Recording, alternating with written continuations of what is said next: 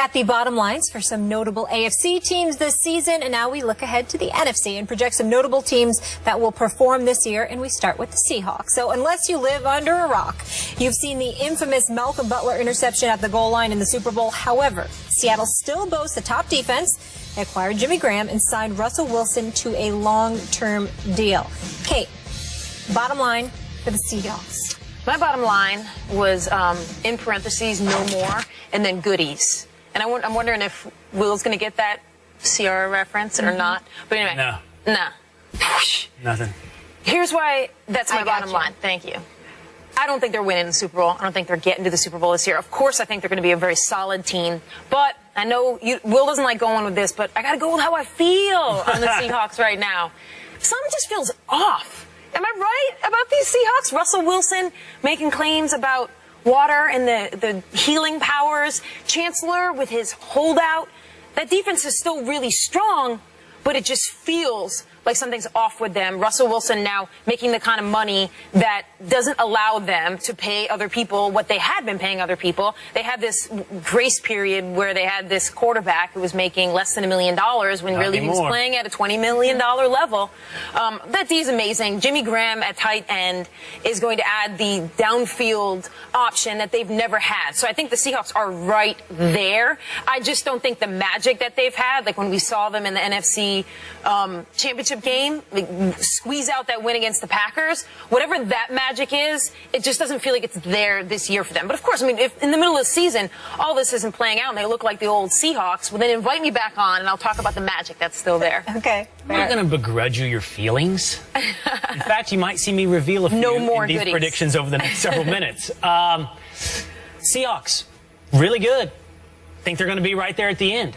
But I think they're simply going to run into a team that can also run the ball, that I think will play defense very well this year. Oh, I know who it is. Who has a better quarterback. I know that team. And so I think that the Seahawks find themselves in the NFC Championship games, but as the losers. Does my little plug say exactly who it is, I think? I hope not. Oh, see, you can't tease it. Mm-hmm. See, that's who they run into. I knew anyway. I just knew intrinsically, inherently. And there might be a little feeling in that for me. There's a little heart in that pick. Right. All right, let's move on, and we go to the East here and begin in Philly. Chip Kelly and the Eagles again looking to run a fast-paced offense with some new pieces. Sam Bradford replaces Nick Foles, and DeMarco Murray replaces LaShawn McCoy. So what is the bottom line for Chip's Eagles, Will? Overhyped, but going to the playoffs. Man, they feel like a hot tech stock. Everybody's on it. And believe me, I believe in Chip Kelly. I think he's an innovator. I am a Cowboy fan, so again, I don't willingly give these bouquets. I don't willingly give these compliments, but I really like Chip Kelly. I like that he goes against the grain. I like that he's innovating in one of the most least innovative industries in America, professional football.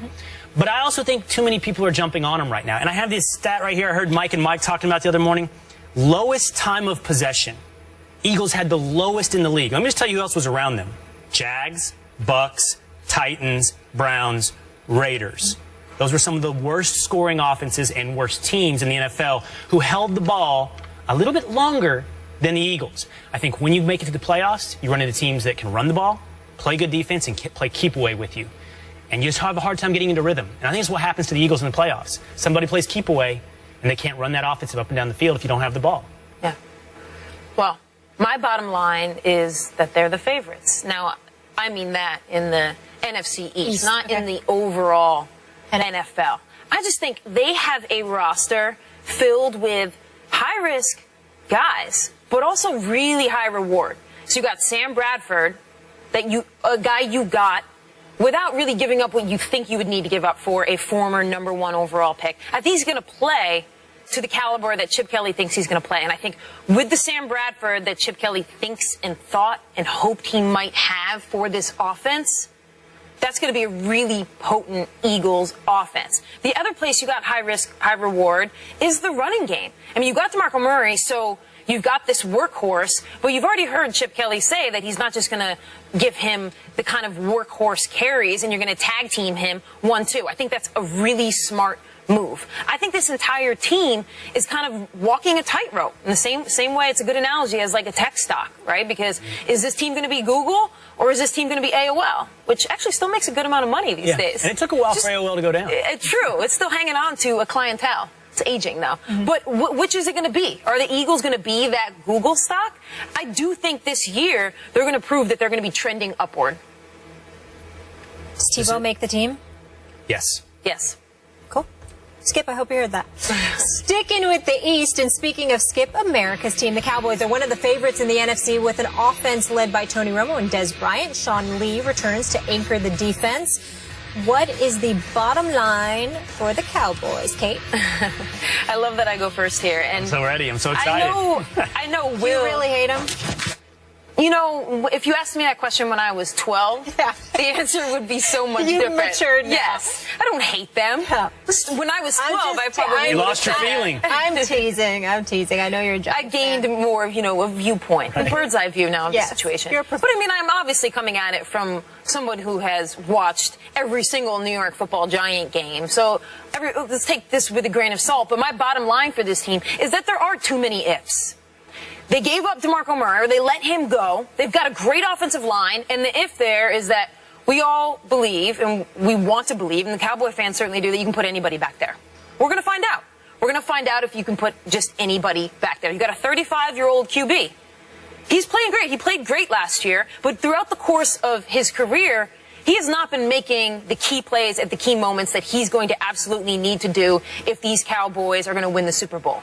Because at this point with the Cowboys, they got to get to a Super Bowl for a Cowboy fan to be like, that's what we needed this year. That is true. And it's not like them going 11-5 and losing in the NFC Championship game is not the thing. So what we're talking about when we say too many ifs is not that I think the Cowboys are going to be 8-8. Yeah. Because I don't. I think they're going to be great. But do I think they're going to the Super Bowl? No, I think there are too many ifs on that team. You know, locally, to your point, expectations are very high. I'm from outside the Dallas area, and you're right. Anything short of at least a Super Bowl appearance would not be considered a success in Dallas. But interestingly, nationally, there's depressed expectations for the Cowboys. There's only one big if, okay? You said there's too many ifs. There's one big if, and it is the running back position. And I refuse to believe that DeMarco Murray is the difference between 9-7 and 12-4. Will the Cowboys be able to replace DeMarco Murray? Probably not. Will they still be great? Yes. They have the best offensive line in the NFL. They have a top 5 quarterback in the NFL. He was flawless last year. And there's no reason to believe he'd be different this year. And the one if in the past has also been that defense. Right. And I think that defense is greatly improved. I think Randy Gregory, who the Cowboys absolutely stole in the second round, will be the Rookie of the Year. He will have over 10 sacks. He's already been getting sacks racking up this preseason.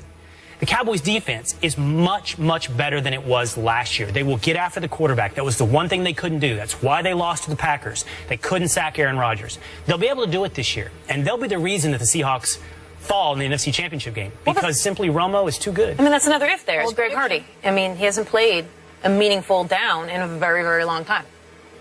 Greg Hardy, we'll see. But and there's a difference between a drastically improved defense and a Super Bowl caliber defense. My bottom line with the Cowboys is they're Super Bowl champions. I think if you're playing safe bets, they are one of the safest bets. One of two. Them or the Patriots. Safest bets. Wow. Okay, I will remember that. How about we go to the Big Apple, those New York Football Giants. Another disappointing season in 2014 with only 6 wins. Odell Beckham entered his second season after an impressive rookie year. Questions remain on defense, though. Jason Pierre-Paul is expected to report to the Giants after losing a finger in a fireworks accident on 4th of July weekend. What is the bottom line for the G-men? Too many holes. They just got too many. I mean, and at least when I say with the Cowboys they have too many ifs, I'm recognizing that they have really viable options in all of these places. It's just, is Romo going to do this? You know, is the running game, they have the option, and now is that option going to perform at the caliber to reach expectations? The Giants just have holes, and specifically on defense right now. I mean, we don't know what or who JPP is going to be this year, if he's going to play at any sort of caliber that we've seen in the past. They've got no front 7 to speak of. I don't think any on that front 7 line other than JPP has more than 7 career sacks in any NFL season. You've got a secondary that I'm really questioning. You got you got Victor Cruz with a calf injury, and he's also the 5th option, so it's not even like you can say, we got this electrifying Victor Cruz back, the guy that we saw 2 years ago and 3 years ago who just lit the world on fire. There's just too many places, and specifically on the defensive side of the ball, where I'm like, who's our option? Not even like, hey, we got a really good option, but is he going to be Super Bowl caliber? I mean, Eli and Odell Beckham, they're going to have to combine for like 2 touchdowns a game at this point to make up for the lack of defense. My bottom line for the Giants is that they're going to be drafting in the top 10 of next year's draft. It's hard to find teams whose future, at least over the next year, looks more bleak than the New York Giants.